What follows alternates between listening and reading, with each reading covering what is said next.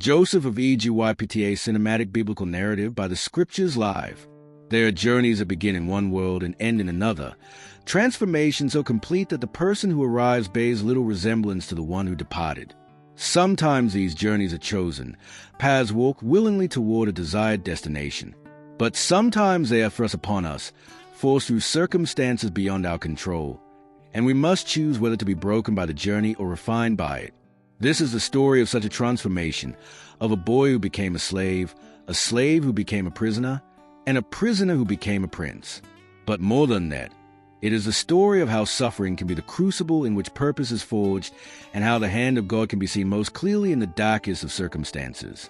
In the land of Canaan, where the hills roll golden in the summer heat and the flocks graze on ancient pastures, there lived a man named Jacob, also called Israel. He was a patriarch, a man of considerable wealth measured in livestock and land, but his greatest treasure was not his possessions. It was his family, particularly the sons born to him in his old age. Of all his children, one stood apart in his father's affection, Joseph, the firstborn son of Rachel, the wife Jacob had loved most deeply. Joseph was 17 years old, standing on that threshold between boyhood and manhood, when dreams come vivid and the future feels both urgent and infinite. He was a shepherd like his brothers, tending his father's flocks in the fields outside Hebron. But unlike his brothers, he carried about him an air of distinction that set him apart. Perhaps it was his father's favor that gave him this confidence, or perhaps it was something intrinsic to his character, but Joseph walked through the world with the bearing of one destined for significance. Jacob's love for the son was neither hidden nor subtle. He had made for Joseph a richly ornamented robe, a garment of many colors that proclaimed his special status to everyone who saw it. In that culture, such a robe was more than clothing. It was a statement of intention, a visible declaration that this son was marked out for inheritance and authority beyond what the others could expect. It was beautiful and costly, impractical for the rough work of shepherding, designed not for labor but for honor. The other brothers watched Joseph wear this robe, and with each passing day, resentment grew like poison in their hearts. They were the older sons, born of Leah and the concubines, while Joseph and his younger brother Benjamin were the children of Rachel, the favored wife. They had spent their lives in the shadow of their father's greater love for another woman's children, and now they were expected to accept that Joseph, younger than most of them, will be elevated above them all. The injustice of it burned within them, turning what should have been brotherly affection into something dark and bitter. Joseph, perhaps too young to recognize the danger of his position, did nothing to ease his tension. When he saw his brothers doing wrong, he brought a bad report of them to their father. Whether this was righteousness or self-righteousness, whether it was honesty or desire to elevate himself further, the effect was the same. His brothers' hatred deepened until they could not speak a kind word to him. Then came the dreams, and with them, the final breach that would alter all their futures. Joseph dreamed vivid, memorable dreams that he felt compelled to share. In the first dream, he and his brothers were binding sheaves of grain in the field when suddenly his sheaf rose and stood upright while his brothers' sheaves gathered around and bowed down to it. When he told this dream to his brothers, their hatred crystallized into something harder and more dangerous. The meaning was unmistakable. Joseph saw himself ruling over them, receiving their submission and their honor. But Joseph was not finished. He dreamed again, and this time the vision was even more grandiose. The sun and moon and 11 stars were bowing down to him. When he recounted this dream, even his father rebuked him, asking whether Joseph truly believed that his father and mother and brothers would all come and bow down to the ground before him. Yet Jacob kept the matter in his mind, pondering what these dreams might mean, while the brothers' jealousy burned hotter with each passing day. The opportunity for revenge came when the brothers were grazing their flocks far from home, near Shechem. Jacob sent Joseph to check on them, to see if all was well and bring back word. Joseph set out wearing his ornate robe, that symbol of his father's favor and his own special status, walking innocently toward a betrayal he could not have imagined. The brothers saw him approaching from a distance, that distinctive robe marking him even before they could see his face. And in that moment, the resentment that had been building for years found its voice. "Here comes that dreamer," they said to one another, and the words dripped with contempt. Someone suggested they kill him, throw his body into one of the cisterns, and tell their father that a wild animal had devoured him. Then they would see what would become of his dreams. But Reuben, the eldest, spoke against murder. Perhaps it was responsibility for his position, or perhaps it was some remaining thread of brotherly feeling. But he convinced them to throw Joseph into a cistern alive rather than shed his blood directly. His plan was to rescue Joseph later and return him to their father, though he did not share this intention with the others. When Joseph reached them, they seized him with hands made rough by years of labor and anger. They stripped off his robe, that beautiful garment that symbolized everything they resented, and they threw him into an empty cistern. The stone walls were smooth and high, impossible to climb without assistance. Joseph's cries echoed from the pit as his brothers sat down to eat their meal, his desperate pleas for mercy falling on ears that had been hardened by jealousy. While they ate, a caravan of Ishmaelite traders appeared on the horizon, their camels loaded with spices and resins bound for Egypt. Judah, seeing an opportunity for profit, suggested they sell Joseph rather than leave him to die. After all, he reasoned, Joseph was their brother, their own flesh and blood. His brothers agreed. And when the traders passed by, they pulled Joseph from the cistern and sold him for 20 shekels of silver. Joseph, who had dreamed of his family bowing before him, was now being led away in chains toward a foreign land and an unknown future. The brothers took Joseph's ornate robe and tore it, then dipped it in the blood of a slaughtered goat. They brought it to their father, letting the evidence speak for itself. Jacob recognized the robe immediately, and his anguished cry pierced the air. "It is my son's robe. Some ferocious animal has devoured him. Joseph has surely been torn to pieces." He tore his own clothes and put on sackcloth, mourning for his beloved son with a grief so profound that none of his remaining children could console him. He refused to be comforted, declaring that he would go down to the grave mourning for Joseph. But Joseph was not dead. He was traveling toward Egypt in chains, every step taking him further from everything he had known. The journey was long and brutal, the reality of slavery crushing any remnants of his former privileged life. The boy who had worn a coat of many colors now wore the marks of bondage. The son who had been treasured was now merchandise to be sold. Everything had been stripped away, his family, his status, his freedom, his future. All that remained was a question of who he would become in the midst of this catastrophe. In Egypt, Joseph was sold to Potiphar, one of Pharaoh's officials, the captain of the guard. It was a prestigious household, and Joseph found himself among other slaves serving a powerful man. He could have given in to despair, could have become bitter and rebellious, could have spent his days mourning what he had lost. But something within Joseph responded differently to suffering. He chose to serve faithfully, to work diligently, to maintain his integrity even in circumstances that offered no immediate reward for doing so. The Lord was with Joseph, blessing the work of his hands so that everything he did prospered. Potiphar noticed this remarkable slave whose presence seemed to bring success to every enterprise he touched. Joseph's competence and character were undeniable, and before long, Potiphar put him in charge of his entire household and everything he owned. The Egyptian official found he could trust Joseph completely, worrying about nothing except the food he ate. Joseph managed everything with such skill that Potiphar's household flourished under his administration. Joseph had been brought low, but he was beginning to rise again, not through his father's favor this time, but through his own faithfulness and the blessing of God that rested upon him. He was handsome and well-built, having matured from the 17-year-old boy into a striking young man. His presence commanded attention, and unfortunately, it was not only his master who noticed. Potiphar's wife began to look at Joseph with desire. Day after day, she propositioned him, demanding that he come to bed with her. But Joseph refused, and his refusal was rooted in something deeper than fear of consequences. "My master has withheld nothing from me except you, because you are his wife," he told her. "How then could I do such a wicked thing and sin against God?" For Joseph, this was not merely about betraying his master's trust, though that was serious enough. It was about maintaining his integrity before God, about refusing to compromise his character regardless of the circumstances. But Potiphar's wife was not deterred by his righteousness. She continued her advances, cornering him whenever possible, using a position of power to pressure him. Then came a day when the house was empty of other servants. when she found Joseph alone and grabbed his cloak, demanding that he sleep with her. Joseph's response was immediate and decisive. He fled from the house, leaving his cloak in her hands, choosing to run rather than sin, preferring the loss of his garment to the loss of his integrity. The scorned woman's desire turned to fury.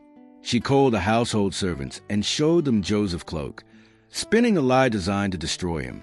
When Potiphar returned home, she repeated her fabrication, claiming that the Hebrew slave had attempted to assault her and had only fled when she screamed, leaving his cloak behind as evidence.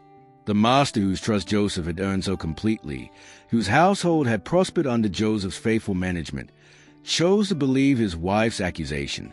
His anger burned hot, and without investigation or trial, Joseph was thrown into prison.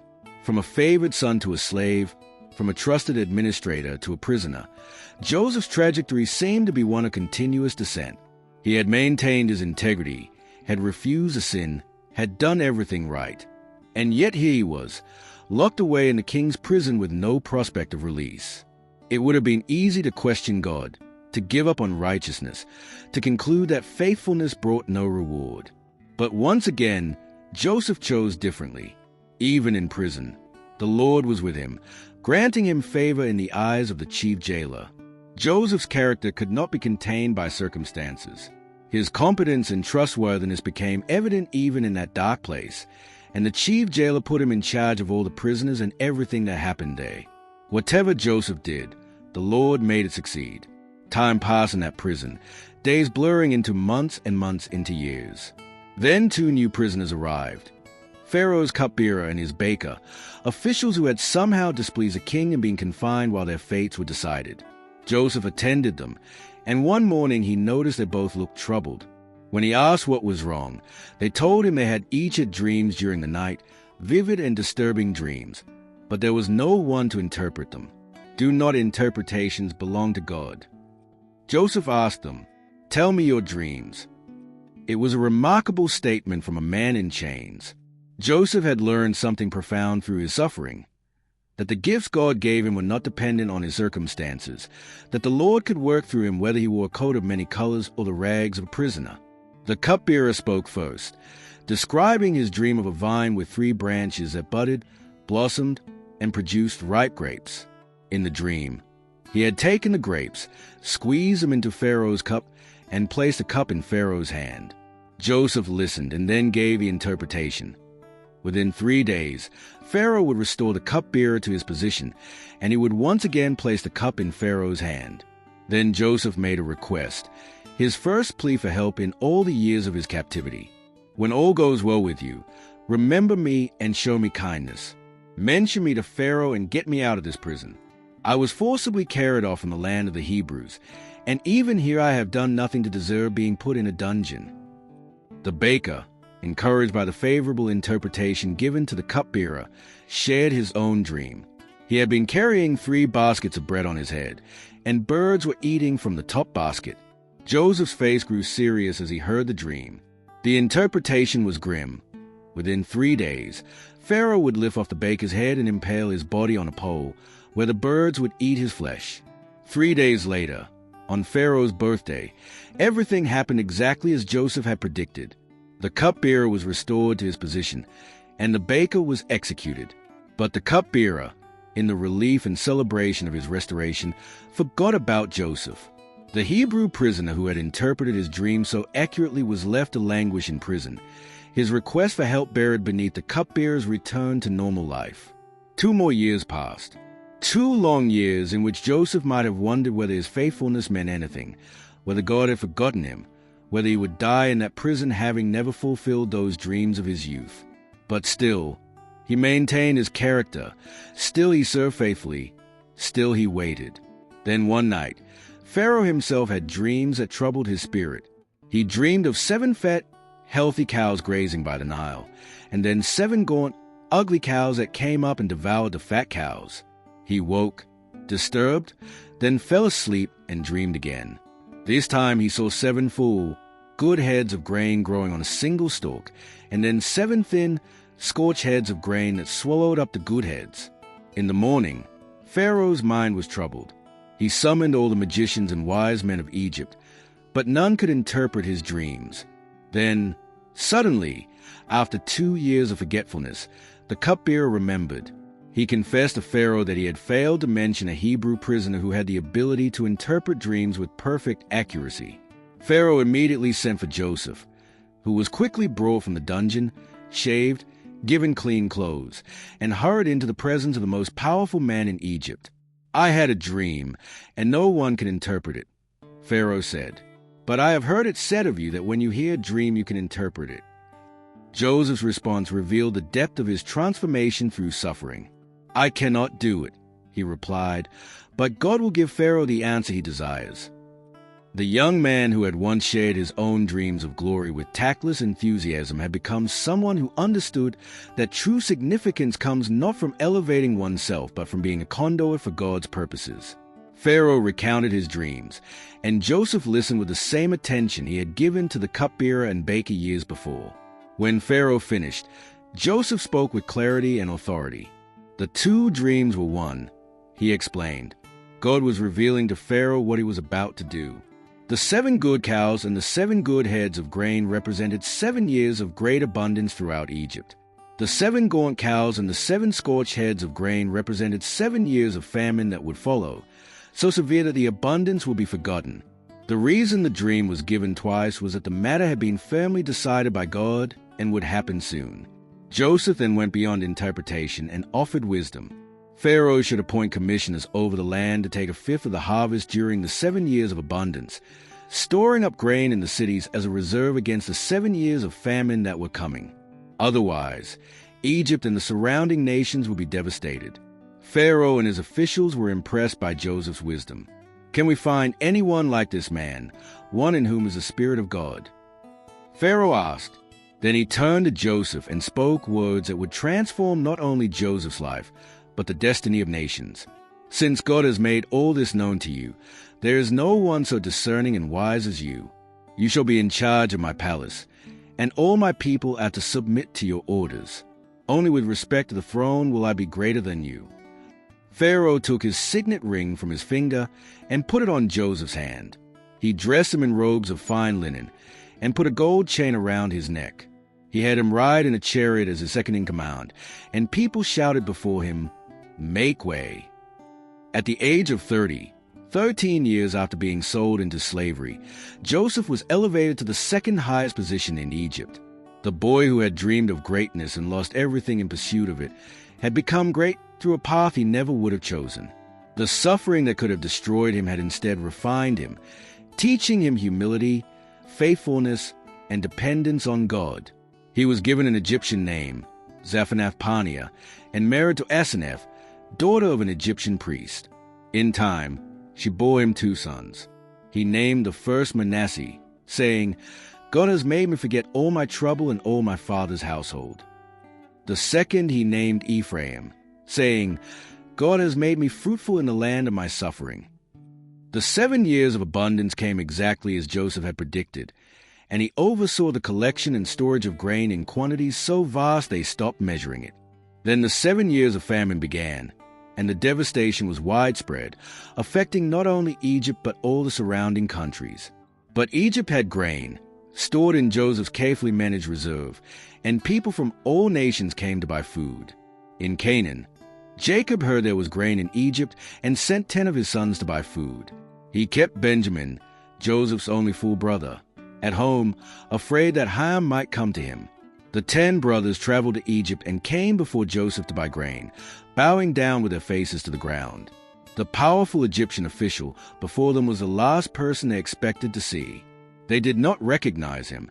How could they?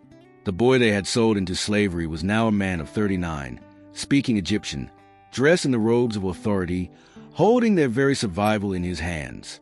But Joseph recognized them immediately. In that moment, standing before his brothers as they bowed down just as his dream had shown, Joseph felt the weight of all those years crash over him. The betrayal, the slavery, the false accusation, the imprisonment, all of it had led to this moment. And suddenly, he understood. The dreams had not been about his own glory. They had been about God's plan to preserve life during the famine. His suffering had not been random or meaningless. It had been the necessary path to position him to save not only Egypt but his own family. Yet Joseph did not immediately reveal himself. He accused them of being spies, spoke to them harshly, testing them to see if they had changed. Through a series of encounters, he maneuvered them into bringing Benjamin to Egypt, observed how they treated their youngest brother, and listened as they spoke in Hebrew among themselves. Not knowing he could understand every word, he heard them say, "Surely we are being punished because of our brother. We saw how distressed he was when he pleaded with us for his life, but we would not listen. That's why this distress has come on us." They remembered. The guilt they had carried for more than 20 years had not diminished but had been waiting for a moment like this to surface. Joseph turned away from them and wept. Overcome by emotion he could not show them yet. The drama continued through several visits until finally, when all his brothers including Benjamin stood before him, Joseph could no longer control himself. He ordered all the Egyptians to leave, and when he was alone with his brothers, he wept so loudly that the Egyptians outside could hear him. "I am Joseph," he said in Hebrew. "Is my father still living?" His brothers were terrified, unable to answer him. The man they had wronged so grievously now held absolute power over them. Their fate was entirely in his hands. But Joseph spoke words that revealed the depth of his spiritual transformation. "Come close to me," he said gently. When they had gathered near, still trembling, he continued, "I am your brother Joseph, the one you sold into Egypt. And now, do not be distressed and do not be angry with yourselves for selling me here, because it was to save lives that God sent me ahead of you." He did not deny what they had done or minimize their guilt, but he had come to see their actions as part of a larger divine purpose. "God sent me ahead of you to preserve for you a remnant on earth and to save your lives by a great deliverance. So then, it was not you who sent me here, but God. He made me father to Pharaoh, lord of his entire household and ruler of all Egypt." The brothers could hardly believe what they were hearing. Joseph's forgiveness was complete and unconditional. He kissed all his brothers and wept over them, and afterward they were able to talk with him. He sent them back to Canaan with carts filled with provisions and gifts, instructing them to bring their father and all their households to Egypt, where he would provide for them during the remaining years of famine. When Jacob learned that Joseph was alive and was ruler of all Egypt, he was stunned. He could not believe it at first. But when he saw the carts Joseph had sent and heard all that his sons reported, his spirit revived. "I'm convinced," he said, "my son Joseph is still alive. I will go and see him before I die." The reunion between father and son was profound beyond words. Joseph prepared his chariot and went to meet his father in Goshen. When Jacob saw him, Joseph threw his arms around his father and wept for a long time.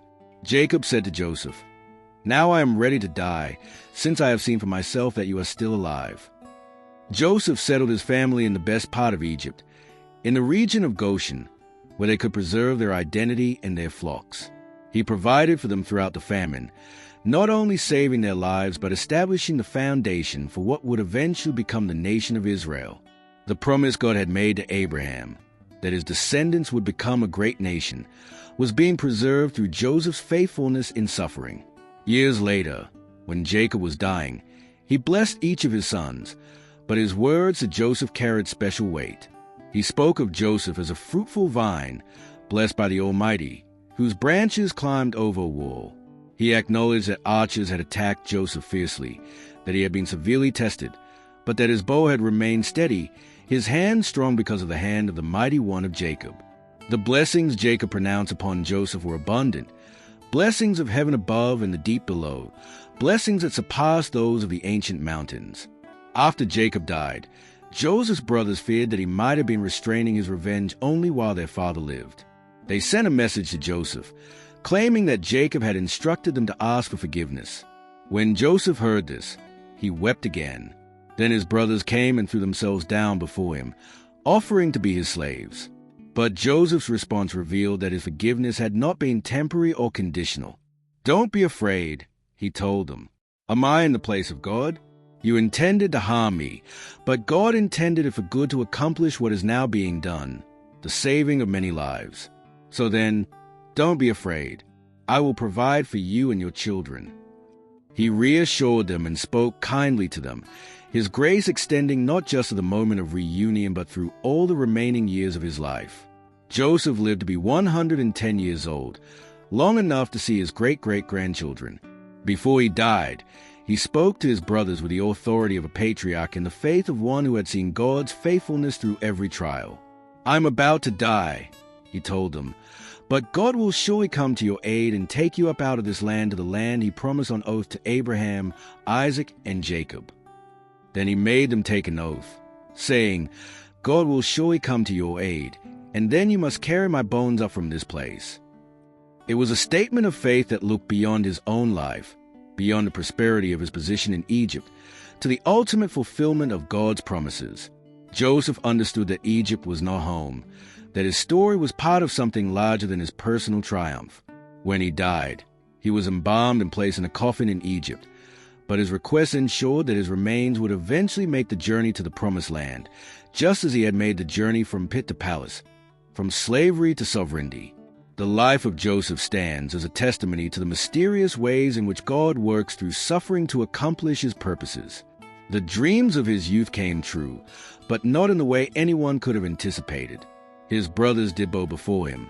But by that time, Joseph had learned that authority was not about personal glory but about being positioned to serve others. The coat of many colors was torn and blooded, but in its place, Joseph received robes of honor earned through faithfulness in the darkest circumstances. Every betrayal, every false accusation, every year in prison was being woven by God into a tapestry of redemption that Joseph could not see while he was living through it. But looking back from the end of his life, the pattern became clear. What was intended for harm, God intended for good. What seemed like catastrophe was actually divine appointment. What felt like abandonment was actually preparation. We live our lives forward but understand them backward. In the moment of suffering, we rarely see the purpose. In the pit or the prison, God's plan is obscured by our pain. But Joseph's story invites us to trust that there is a larger story being written, that our suffering is not wasted, that the God who was with Joseph in every circumstance is with us as well. The question is not whether we will face betrayal or injustice or suffering. The question is how we will respond when we do. Will we become bitter or better? Will we maintain our integrity when no one is watching? Will we continue to serve faithfully when service brings no immediate reward? Will we trust God's timing even when it makes no sense to us? Joseph's life tells us that the answer to these questions matters profoundly, not just for our own character, but for the lives that may depend on us being in the right place at the right time, prepared by suffering to fulfill purposes we cannot yet see. The journey from pit to palace is not primarily about personal vindication. It is about being positioned to save lives, to extend mercy, to preserve God's purposes in the world. If you are in a pit today, if you are serving faithfully in circumstances that feel like imprisonment, if you have maintained your integrity only to face consequences you did not deserve, Joseph's story speaks to you. God sees you. God is with you. And God is working through your circumstances in ways you cannot yet perceive to accomplish purposes that extend far beyond your personal story. Take a moment to reflect on how this ancient story speaks to your own journey. If it has encouraged or challenged you, like this video and share it with someone who needs to hear that their suffering is not wasted. Leave a comment sharing how Joseph's story has impacted your perspective, and subscribe to the Scriptures Live so we can continue exploring these transformative biblical narratives together. The stories of Scripture are not just ancient history. They are living testimonies to the faithfulness of God across every generation, including yours.